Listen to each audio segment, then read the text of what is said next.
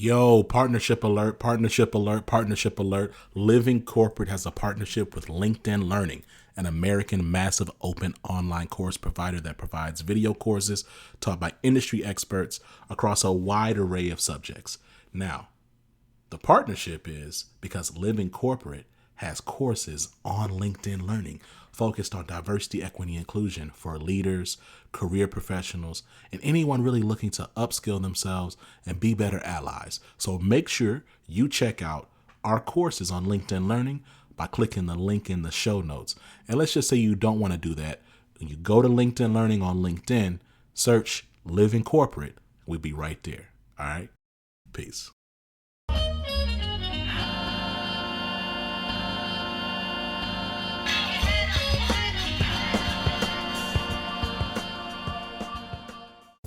Hey everybody, this is See It to Be It, the Wednesday podcast from Living Corporate.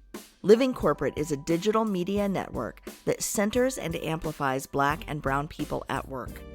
My name is Amy C. Waninger, and I'm the host of See It to Be It. When I was growing up in rural southern Indiana, I didn't know people who went to college or who worked in professional roles. I didn't know what those jobs looked like or how to break into them. In most cases, I didn't even know those jobs existed. But this show isn't about me, it's about my guests. Every week, I bring you career stories from everyday role models in jobs you may not know exist. More importantly, the folks I interview share their perspectives as Black and Brown professionals in jobs and environments where they may be the only. My guest today is Monica Brunache. She is a vendor relationship manager with Bank of America, a huge corporation, and she has so much insight to share with you. But before we get to the interview, we're going to tap in with Tristan for some career advice.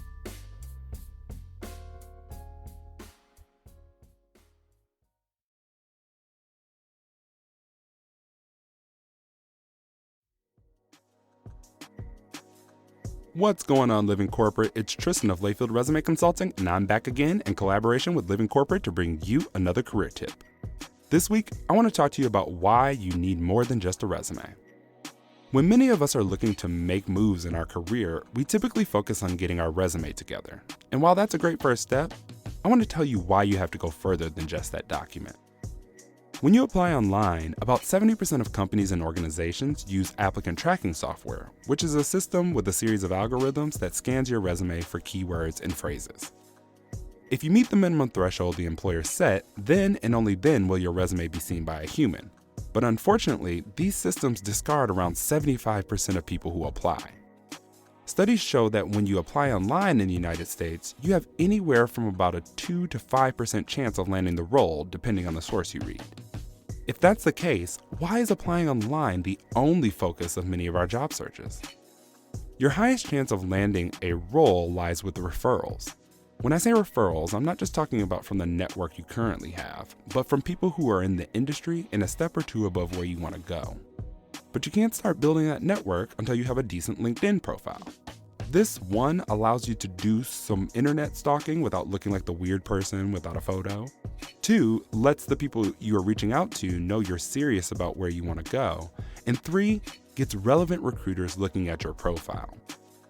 Beyond resumes, LinkedIns, and referrals, you also have to be able to sell yourself when you get to the interview. This preparation allows you to create questions to better understand the role and the organization, which impresses many hiring managers and recruiters. When you prepare properly, you feel more in control and you will appear cool and calm to your prospective employer as a result. This is also your opportunity to convey the value you can bring to the role, but you can only do so if you are clear on what you have to offer. While technology has made certain portions of your job search easier, it has also significantly increased your competition and thereby your ability to stand out. That means that we have to go beyond simply applying online. We have to do something that gets us noticed, and only relying on your resume is not enough. This tip was brought to you by Tristan of Layfield Resume Consulting. Check us out on Twitter, Instagram, and Facebook at Layfield Resume, or connect with me, Tristan Layfield, on LinkedIn.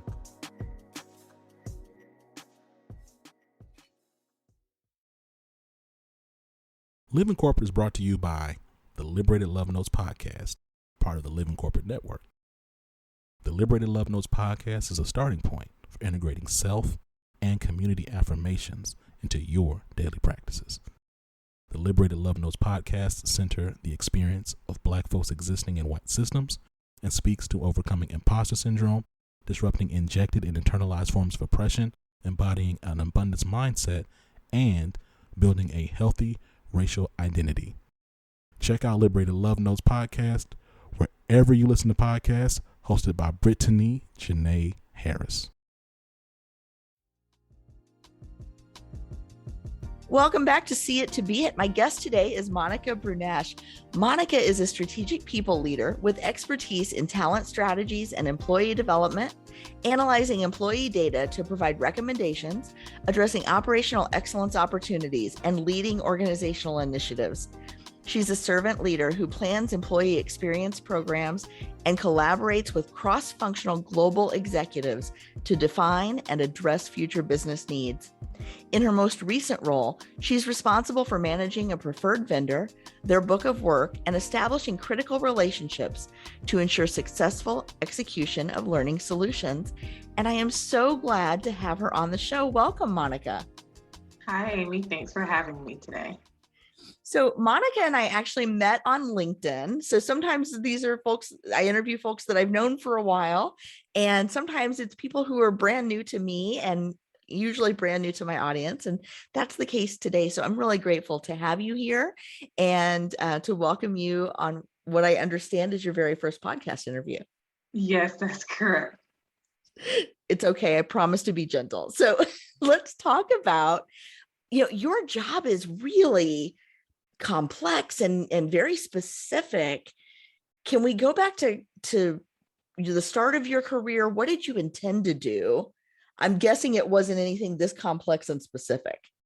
No, not at all. So Bank of America actually ended up being my first corporate America job after college. And I really stumbled into financial services as well as Bank of America. I didn't know exactly what I wanted to do. I know the things that I liked. So I knew that I liked research. I was very analytical. I liked interacting with people. I even attempted to apply for customer service jobs, but nobody wanted to hire me. And I'm like, thank you for not hiring me for that.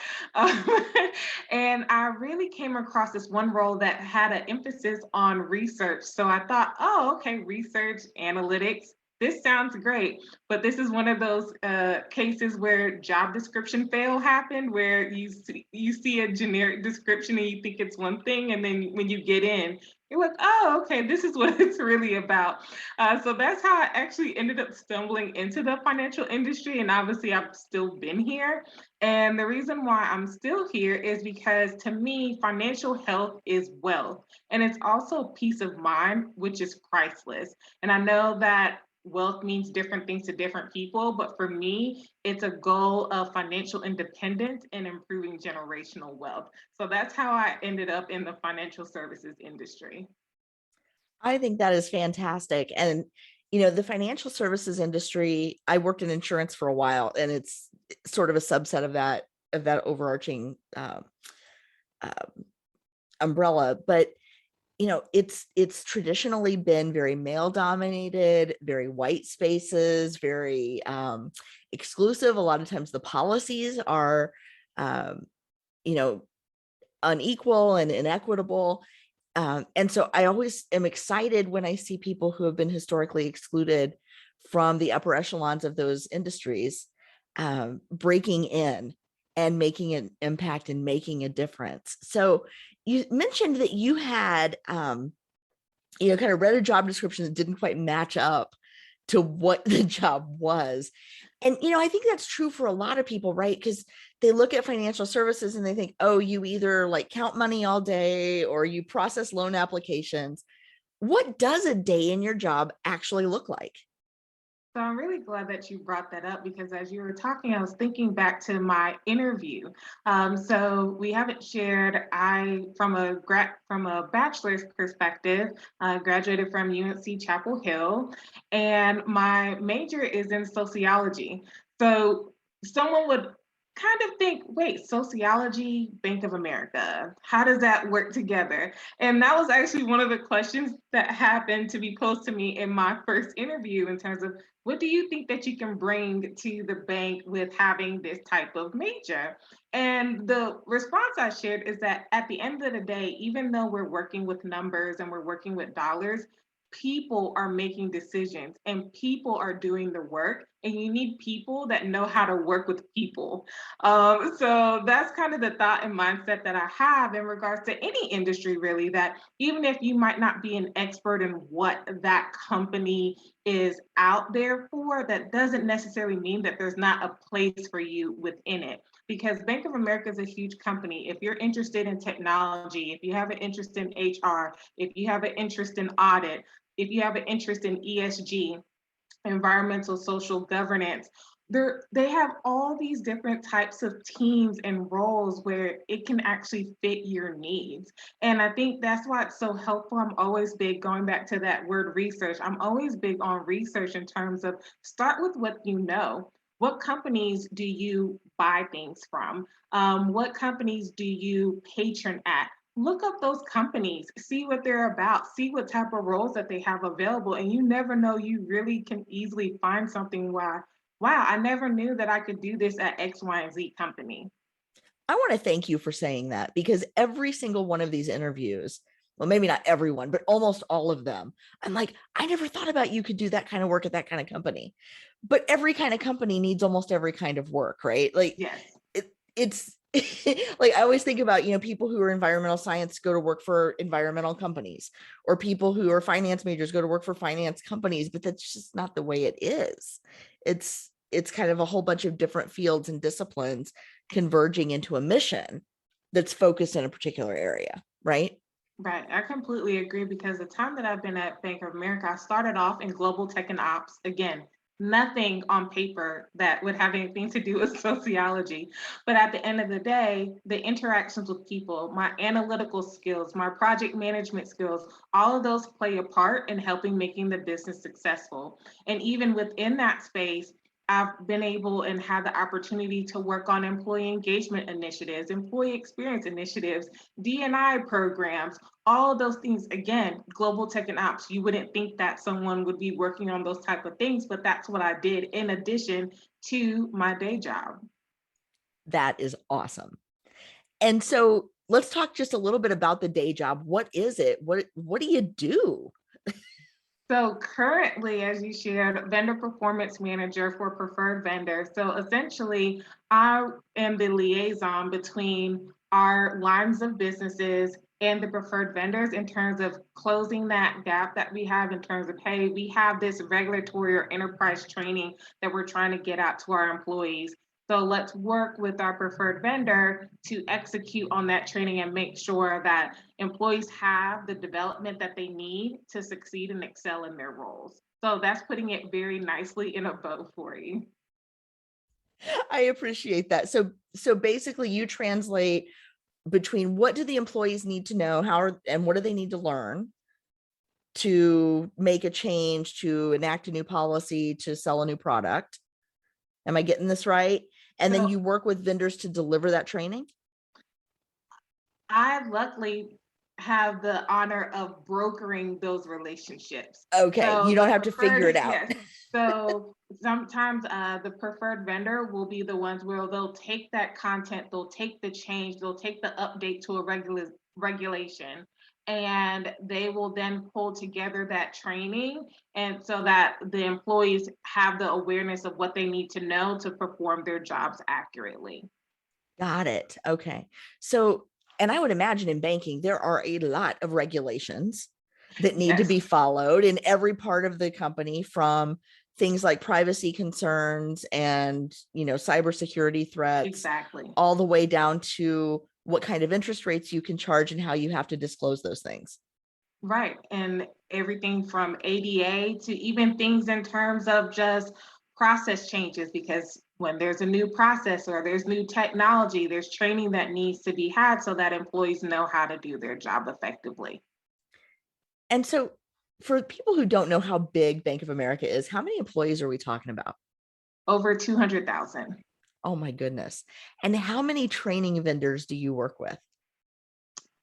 I don't know if I could share that part, but we do Oh, okay. work with multiple vendors. Okay. I'm not trying to ask anything that you're not supposed to tell me, but I was just curious, like that's a lot. That's a ton of employees. That's and so many different product and service lines. I'm so amazed that, and I know you rely on a lot of systems to do that, but to keep all of that straight so that you can broker those relationships is huge. So how do you then, as you're doing this work, where do you go for community? Do you find community within Bank of America? Yes. So in terms of community, I'm glad that you bring that up because one of the things that I think Bank of America does a really great job of is with their employee networks, which I know other companies refer to as employee resource groups. So at Bank of America, we have 11 employee networks. And in the market that I sit in, we actually have 6 of those 11 employee networks. And I advise our local employee networks, and we work with our market president's office in terms of not only designing and creating programming for our employees in the market, but also in the community with the people that we serve. So that is one of the biggest places where it helps to bring fulfillment into my work, knowing that I'm helping my peers and colleagues and other employees, as well as helping the community in which I also sit in. Yeah, I think a lot of folks don't realize, especially if they've not worked for these big, big companies, that there are so many ways to get involved as sort of an internal volunteer that you can kind of find your peer group, your people that have, similar backgrounds or similar interests. Some companies, even have they might have young professionals groups, they've got women's groups, they've got the Black employee networks, those kinds of things that you can kind of float in and out of, not just as an individual that aligns with those groups and those identities, but as an ally or just as somebody who wants to get more involved and learn. And a lot of times people in smaller companies don't have that. They look for associations and other ways to get involved in their industries. But at a big company like B of A, you're basically a microcosm of the whole world when you're talking about, a couple 100,000 employees. So I would think that while there's a lot of opportunity to get connected, it might also at times feel like it's so big you get lost. Yes.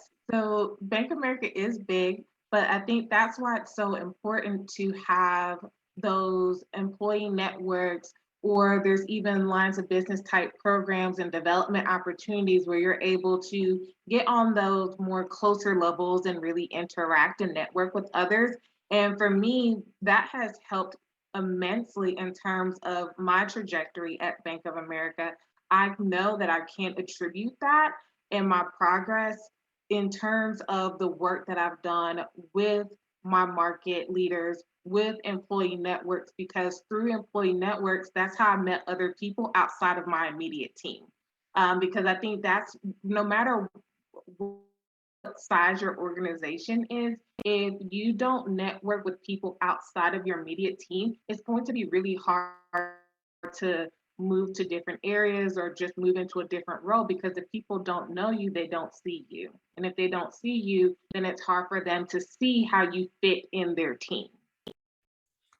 What you just said is so important.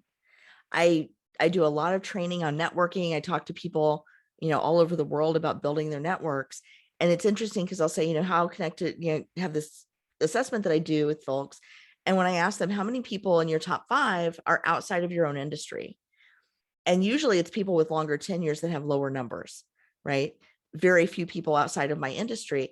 And I've even gone so far as to say, well, how many of them are outside of your own company or your own department? And a lot of times those numbers are still really low. Well, if you're looking for opportunity, if you're looking to grow in your career, there may be one spot in your department or your line of business that's a good fit, but across the company, there may be 50. If you never get outside of your little bubble, you never know about the other 49, right? Exactly. And so reorgs happen at big companies a lot too. So sometimes whole departments are kind of absorbed into other groups, or dissolved. I mean, we hate to say that, but it happens. And, if you and all the people that you are close to are out of a job, it's hard for them to help you and it's hard for you to help them. So I just think it's so important that people don't lose sight of that even though you're in a big company, you still need to branch out.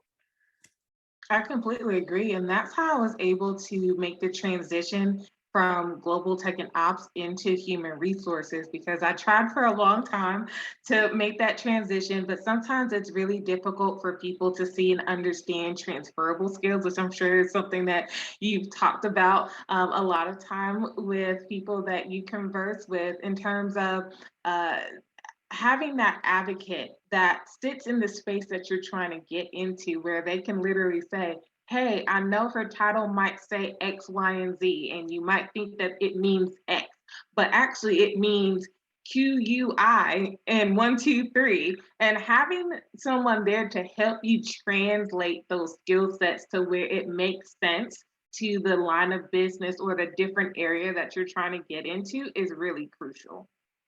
Yeah. And I think a lot of times people are so hung up on their job title that they box themselves in, or worse, they box other people in based on a job title. Yes, And I've seen that go both ways. and let me just say this, job titles are totally made up. Right? Somebody somewhere in HR made up your job title. And so you can kind of make up your own job title when you're applying or when you're moving around, right? It doesn't have to be, this was my, I wasn't, manager SysQ 54321, right? I was manager of, global technology systems, right? It doesn't have to be exactly what was on your paycheck to be accurate and true, right? Right, and that kind of goes back to the job description that I mentioned before, where you have, and I get it, it makes sense in terms of for ease, from an HR perspective and a database perspective and the behind the scenes perspective with levels and pay and all the other fun stuff that goes along with that. But at the same time, it can also cause confusion when you have similar job descriptions or job titles for multiple different roles. You can have, I've seen it where a whole team or department can have the same type of role, but they literally have 20 different processes and 20 different subsets of roles. But from someone looking from the outside in, they would think that they all do the same thing, and that's not actually the case. So when I'm talking with people and I'm mentoring people, I say, definitely make sure that you're being honest in terms of your role, but there's nothing wrong with if your role title is really generic and doesn't explain what you do, then add that parentheses where it literally says, hey, even though my job title says X, Y, and Z, I actually was a quality manager. So focus on that, since when people are looking at resumes, I'm sure, as you know, they're only taking quick looks. They're not really digging deep in terms of, okay, this says X, but it could mean X, Y, and Z. So I think helping people to see that by adding those descriptors with your title helps a lot. Absolutely. And what, especially as you're moving around in different divisions, those job titles may have been, they may have been created and they may have evolved completely separately. And so what means something in one place doesn't mean the same thing in another place, or they're completely different. Nobody knows what that means. Exactly. And I feel like people get very caught up in these things because we tend to focus so narrowly on the work that we're doing and that next step. And we just need to broaden our thinking a little bit. Like you said, think about, what are the transferable skills? What are my real responsibilities? And who do I know that can help me navigate that in the company is so important. Completely agree. I think the other thing that's important, you can correct me if I'm wrong, but these employee networks you alluded to, it's a way to be seen outside of traditional channels. Used to be, the way you got seen was you played golf with the boss, right? And right. That doesn't work so well for everyone. So can you talk a little bit about the opportunities and the exposure you've had doing work with the employee networks? Yeah, so really good point. And a point that I also make, those golf outings are still happening. But Not, but I do agree and think that with employee networks, it's such a great opportunity to be able to do things that you might not be able to do in your current role. Because especially if you're trying to get to a different area where there are skill sets that you need to learn and have and apply, but you're not able to do so in your current role, I see employee networks as a way to get those skill sets that you're not able to get. So if you're missing leadership, if you're missing presentation skills, if you're missing doing budgets and communications, event planning, program management, if you're not able to get those skill sets in a role, and I'm thinking about especially for the people that have high production type roles, that's really difficult to get some of these other skill sets that they might be looking for with that next position that they're aiming for in their day job. So utilizing an employee network where there's flexibility about the vast amount of roles, because I really see employee networks as their own business. It's just that their focus isn't necessarily on dollars or checking accounts and savings accounts. Their goal is on D&I. Their goal is on making sure that your workplace is the best place to work and that people feel as though they can bring their whole selves to work, and help the company and again, help the community in terms of which they serve. So for me personally, the way that I've interacted with employee networks is first, I started off with just being a member and attending events and networking with people at those events. Then I took it to the next stage where I joined a committee and then we worked on programming for employees. And then from there, I moved into creating our employee network council that we have in my market and pulling together all of the employee networks, because even though each employee network has their own goals, at the end of the day, the joint goal is the betterment of employees in our communities. So with that, we have common goals and we have common threads. So let's work together and collaborate where it makes sense. And then also let's unify to have one voice for as things come up, as there's issues that come up, we can work together to address it, because when you have more people sitting around the table, you're more likely to be able to advance, and everyone will end up winning, because the more diverse thoughts that you have, the better that we can become overall. Yeah, and I'm going to add to what you said about you get to do all these things in these employee networks. You also get to put them on your resume, Right. which you may not have been able to do before. And now you've got more internal references who have seen you do these things, who can vouch for you. It brings extra credibility as well.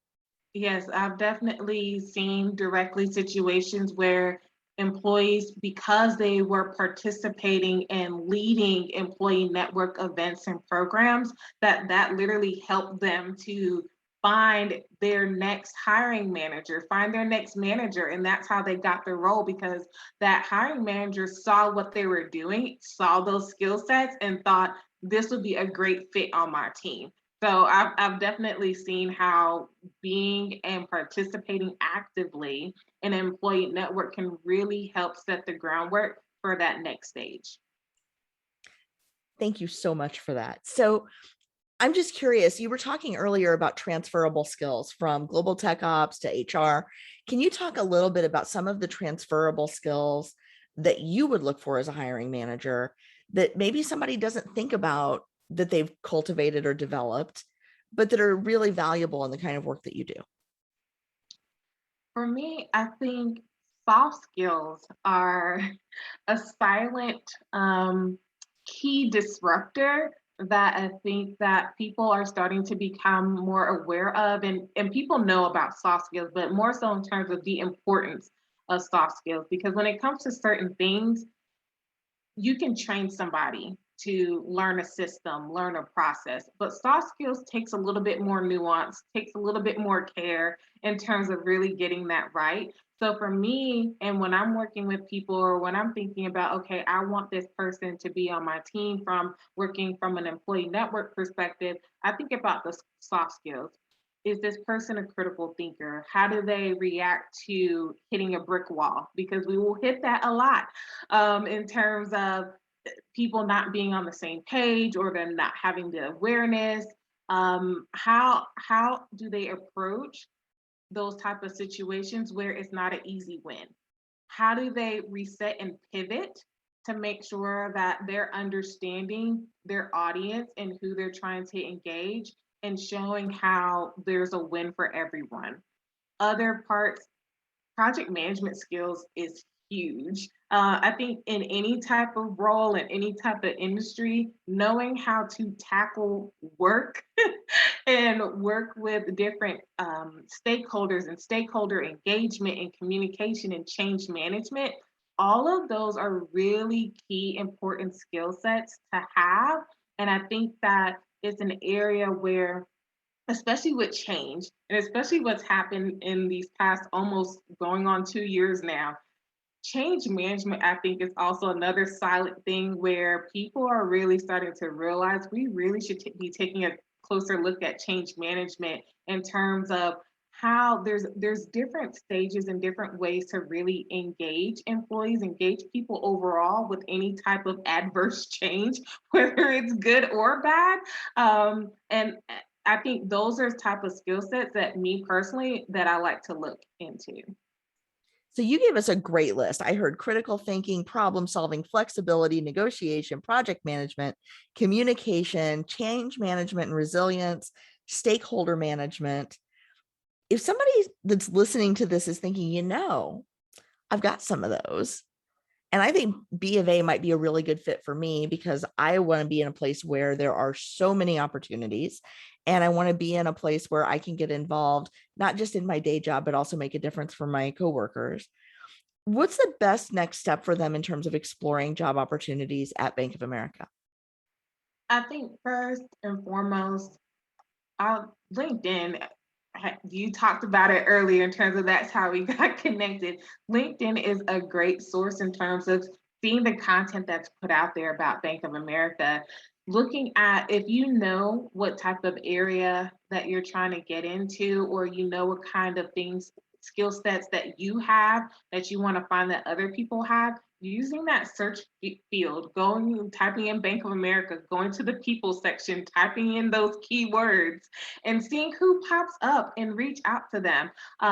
Is everybody going to respond? No, but you don't need everybody to respond. You just need someone to respond, because all you need is one. Yes, we would like more than one, but all you need is one to get you started.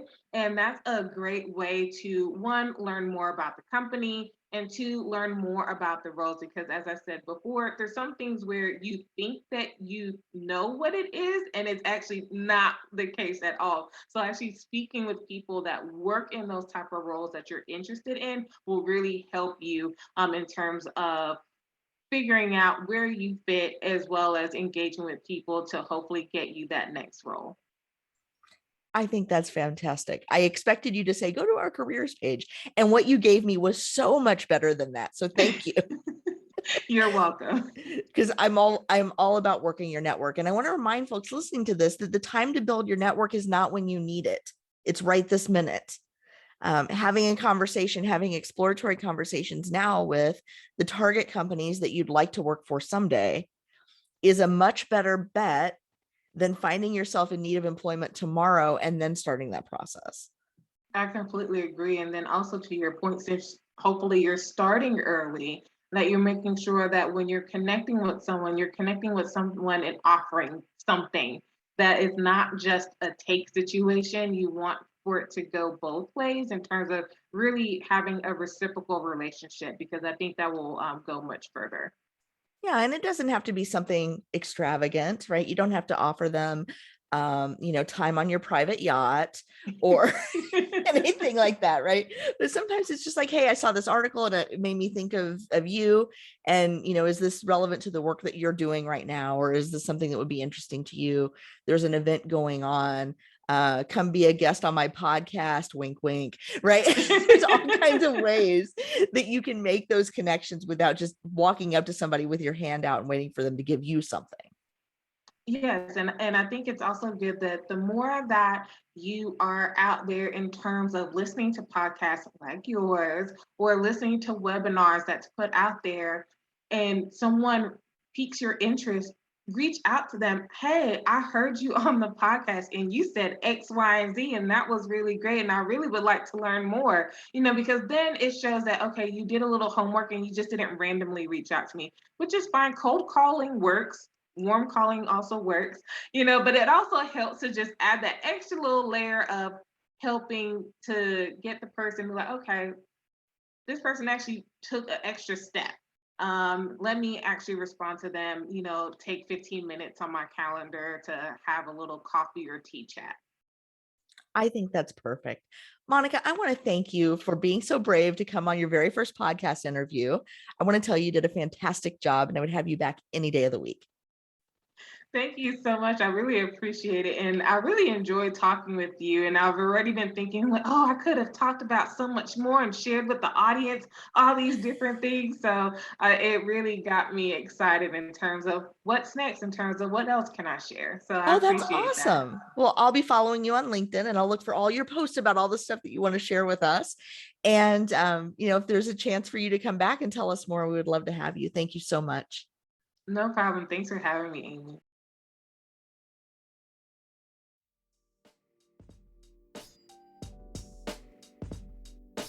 Wasn't Monica fun?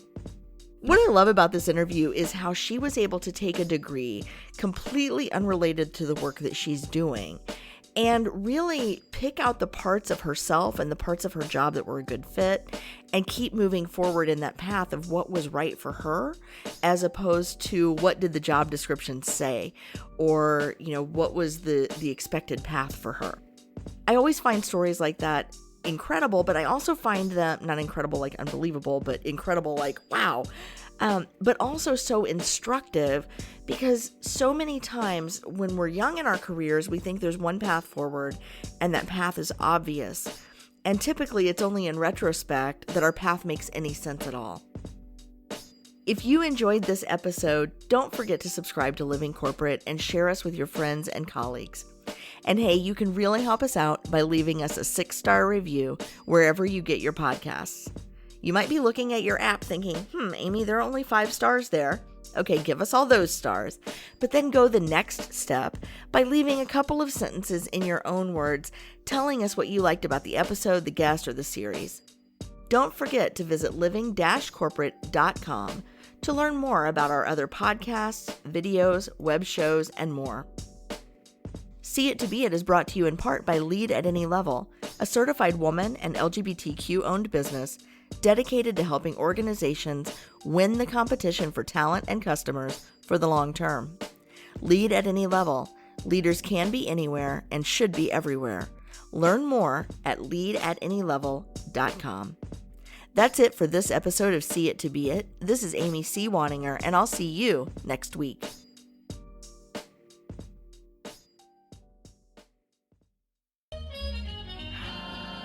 Living Corporate is a podcast by Living Corporate LLC. Our logo was designed by David Dawkins. Our theme music was produced by Ken Brown.